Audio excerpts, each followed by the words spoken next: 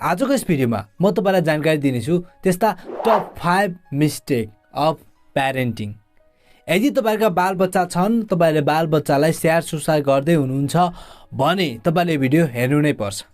So guys, म यो भिडियोलाई स्टार्ट गर्न चाहन्छु के हुन्छ त्यस्ता 5 ब्याड प्यारेन्टिङ भनेर। First mistake of parenting. जब हामीले एउटा बच्चाको स्याहार सुसार गरिरहेका हुन्छौँ, यस्तो अवस्थामा हामीले गर्ने सबैभन्दा कमन मिस्टेक भनेकै मोबाइल फोन एडिक्सन हो। आजभोलिका बच्चाहरूलाई तपाईले देख्न सक्नुहुन्छ, उनीहरू बिहान उठेदेखि साँझ नसुतुन्जेलसम्म मोबाइल फोनकै वरिपरि घुमिरहेका हुन्छन्। यदि तपाईले उनीहरूको हातबाट उनीहरूको मोबाइल फोनलाई खोसिदिनुहुन्छ भने उनीहरू रुनेछन्, उनीहरू कराउनेछन्। र यस्तो अवस्थामा आमा बुवाहरूको एउटा सपना हुन्छ, मेरो छोराले धेरै मोबाइल नचलाइदिए हुन्थ्यो, मेरो छोरीले धेरै मोबाइल नचलाइदिए हुन्थ्यो।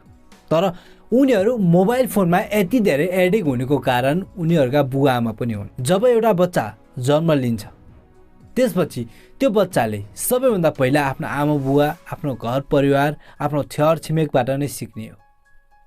यदि तपाईको बच्चा 1 वर्ष, 2 वर्ष, 3 वर्ष, 4 वर्ष, 5 वर्ष, 10 वर्ष, 15 वर्षको छ भने तपाईहरुले आफूले त मोबाइल चलाइरहनु भएको छ, तर तपाईले चाहनुहुन्छ तपाईको छोराछोरीले मोबाइल नचलाओस्।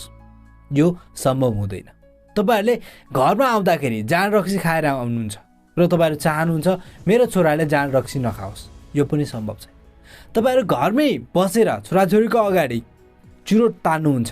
अझ नेपाली समाजमा त छोराछोरीहरूलाई बाउआमाले चुरोट किन्न, सुर्ती किन्न, पुकार किन्न, रक्सी किन्न पठाइरहेका हुन्छन् पसलमा। अनि यस्ता बुवा आमालाई नै पछि चाहना राख्छन् मेरो छोराले रक्सी नखाइदिए हुन्थ्यो, चुरोट नखाइदिए हुन्थ्यो। यो सम्भव छ त? पक्क पनि छैन। त्यही भएर तपाईहरु भनेको बच्चाहरूको लागि एउटा ऐना हो।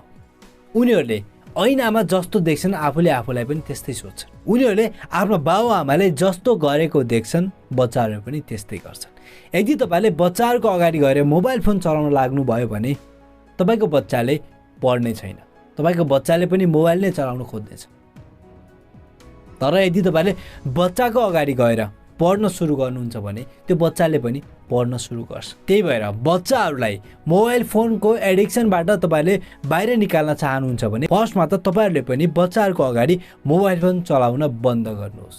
त्यसपछि तपाईको बच्चाहरूले पनि मोबाइल फोन खोज्ने छैनन्। यस्तै गरेर दोस्रो ब्याड प्यारेन्टिङ छ, त्यो हो जब खाना खाने समय हुन्छ नि तब अभिभावकले बच्चाहरूलाई सकी नसकी खुवाइरहेका हुन्छन्।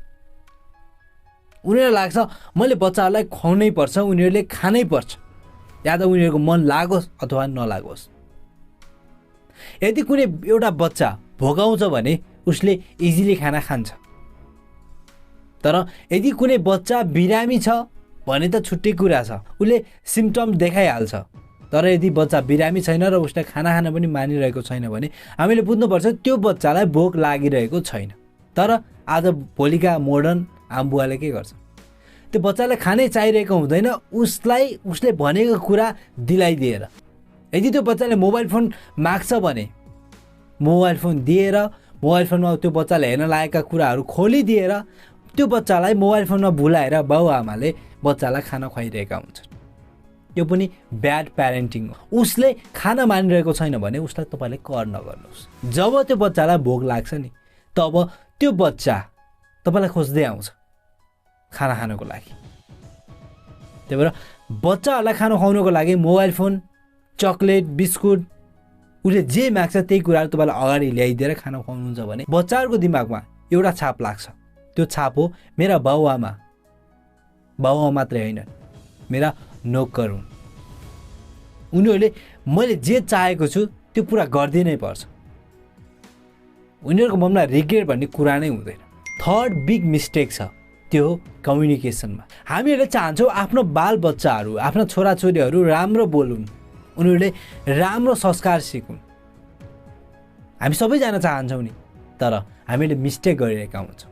त्यो के मिस्टेक भने हामीहरूले बच्चाहरूको मुखबाट जे कुरा सुन्न चाहँदैनौँ नि त्यही कुरा हामीले बच्चाहरूलाई भन्छौँ। हामीहरूलाई कुनै एउटा सानो बच्चाले त भनेर बोलाइदियो भने तपाईँलाई पिर पर्न सक्छ, तर तपाईँले हरेक दिन त्यो बच्चालाई त भनिरहनु भएको हुन्छ।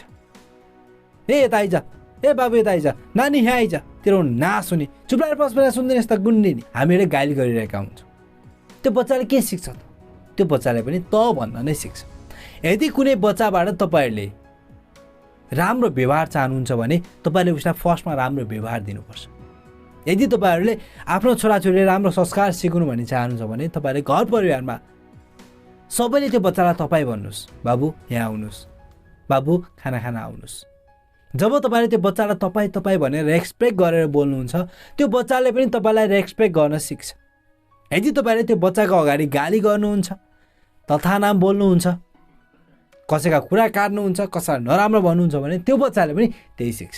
त्यही भएर राम्रो बेस्ट कम्युनिकेसन बच्चाहरूको मुखबाट चाहनुहुन्छ भने उनीहरूसँग त्यस्तै व्यवहार गर्नुहोस् जस्तो व्यवहार तपाईँले उनीहरूबाट प्राप्त गर्न चाहनुहुन्छ। फोर्थ बिग मिस्टेक छ गाइज, त्यो हो टु मच केयरिङ। आफ्नो बच्चाहरूलाई आवश्यकताभन्दा धेरै केयर गर्नु। यदि उनीहरूले खाना खान मानेन भने मोबाइल दिएर खाना खुवाउनु। उनीहरूले सानो भारी बोके पनि कठै मेरो बाबुलाई दौ भयो भन्दै त्यो भारी आफैले बोकिदिनु। उनीहरू हिँडिरहेका हुन्छन्, बिस्तारै लड्छन्, तर बाबुआमाले कठै कठै मेरो छोरो मरिगयो, मेरो छोरी मरिगी, बर्बाद भयो। यदि यस्तो गर्नुहुन्छ भने त्यो बच्चाको ग्रोथमा तपाईँहरूले एकदमै डिस्टर्ब गरिरहनु भएको छ। जब एउटा बच्चा धेरैभन्दा धेरै रुन्छ नि, तब नै त्यो बच्चाको ब्रेन डेभलप हुने हो। तर आजभोलिका मोडर्न आमा बुवाले त आफ्नो बालबच्चाहरूलाई रुनै दिँदैनन्। यो भन्नुको मतलब यो होइन कि तपाईँले त्यो बच्चालाई कुटेर पिटेर रुवाउनुहोस्। त्यो बच्चा बिरामी भएर रोइरहेको छ, तपाईँले पनि बच्चा रोइरहेको छ दिमाग बढ्छ भनेर बस्नुहोस् भन्न मैले खोजेको होइन। बच्चा बिरामी भएको छ, त्यसलाई उपचार गर्नुपर्छ, तर बच्चा बिस्तारै लड्छ, आफै उठ्न दिनुहोस् त्यसलाई। उसले खोजेका हरेक कुराहरूलाई तपाईँहरूले पुरा नगरिदिनुहोस्। जब हामीले एउटा सानो बच्चालाई उसले जे माग्छ सबै कुरा पुऱ्याइदिन्छौँ भने बच्चा त ठुलो हुन्छ। बच्चामा उसको निड थोरै थियो, सानो थियो भने जब त्यो ठुलो हुँदै जान्छ उसको निड पनि बढ्दै जान्छ। त्यही भएर बच्चाहरूलाई केयरिङको नाममा सबै कुरा एभाइलेबल तपाईँ नगराइदिनुहोस्। त्यो बच्चाले पनि बुझ्नुपर्छ कि दुःख के हो। त्यो बच्चाले पनि सम्झिनुपर्छ कि पैसालाई कसरी कमाउने हो, पैसा कमाउन कति गाह्रो हुन्छ र पैसालाई किन हामीहरूले म्यानेज गर्नुपर्छ, पैसाको सदुपयोग किन गर्नुपर्छ, त्यो बच्चालाई पनि हामीले सिकाउनु जरुरी छ। यदि बच्चाले जे माग्यो त्यही पुऱ्याइदिनुहुन्छ भने तपाईँ बच्चाको लागि आमा बुवा होइन, मेसिन हो तपाईँहरू। अन्तिम बिग मिस्टेक छ अभिभावकहरूले बच्चाहरूको स्याहार सुसारमा गर्ने। जब एउटा बच्चा स्कुल गइरहेको हुन्छ, बाबुआमाले के भन्छन्, 10 रुपियाँ दिन्छन्, बाबु जा स्कुलमा गएर केही खाएस्। होइन, पैसा नदिनुहोस् छोराछोरीलाई, पैसा नदिनुहोस्। जब त्यो बच्चा 16 वर्षको पुग्दैन तबसम्म उसले स्कुलमा जे कुरा खान्छ नि त्यो कुरा तपाईँले प्याक गर्नुहोस्, घरमै बनाएर उसलाई पठाइदिनुहोस्। जब तपाईँले सानैदेखि बच्चालाई चाउमिन मोमोको अलावा घरमै बनाएको खाना खुवाउने बानी पार्नुहुन्छ नि, तब त्यो बच्चाको हेल्थ राम्रो हुन्छ। तर यदि हामीले बच्चालाई सानैदेखि बजारको खाना खुवाउने लत लगाएका छौँ, बानी लगाएका छौँ भने त्यो बच्चा ठुलो हुँदासम्म उसले आफ्नो हेल्थलाई धेरै बिगारिरहेको हुन्छ। बच्चाहरूको अगाडि बसेर तपाईँले चाउचाउ खाइरहनु भएको छ, तपाईँले बच्चालाई भन्छ बाबु चाउचाउ खानु हुन्न है, स्वास्थ्यको लागि हानिकारक छ। बच्चाहरूले तपाईँले भनेको बुझ्दैनन्, तपाईँले गरेको बुझ्छ। फर्स्टमै भने तपाईँहरू बच्चाहरूको लागि एउटा ऐना हो। उनीहरूले तपाईँलाई हेर्छन्, तपाईँहरू जस्तो देखिनुहुन्छ उनीहरूले त्यस्तै गर्छ। र अन्तिममा जाँदा जाँदै धेरै अभिभावकहरूको एउटा क्वेसन हुन्छ, मेरो बच्चाले त राम्रोसँग पढ्दै पर्दैन, दिमागै खत्तम छ। बच्चाहरूलाई कहिले पनि यो त्यो त दिमाग खत्तम छ, यो छ त्यो छ भनेर कहिले पनि नभन्नुहोस्।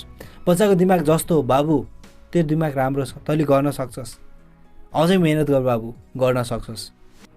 उनीलाई मोटिभेट गर्ने हो, उनीहरूलाई कसैसँग तुलना गर्ने होइन। तपाईँको बच्चा अहिले 1 क्लासमा फेल भएको होस्, 10 क्लासमा नेपाल टप्न सक्छ। तपाईँको बच्चा 1 क्लासमा वेल फर्स्ट आएको होस् तर 10 क्लासमा फेल पनि हुनसक्छ। भविष्य कसैले पनि देखेको हुँदैन। त्यही भएर अहिलेको समयलाई हेरेर कुनै पनि बच्चालाई तपाईँलाई जज गर्नु हुँदैन। हवस् गाइस, यो त थियो top 5 big mistake of Nepali आमा बुवा। यो भिडियो तपाईँलाई कस्तो लाग्यो? हामी नेक्स्ट भिडियोमा फेरि भेट गर्नेछौँ। यो भिडियोमा सबैजना लाइक गरिदिनुहोस् र हाम्रो च्यानललाई सबैले सब्सक्राइब गर्न सक्नुहुन्छ। हामी नेक्स्ट भिडियोमा फेरि भेट गर्नेछौँ guys. Till then bye by.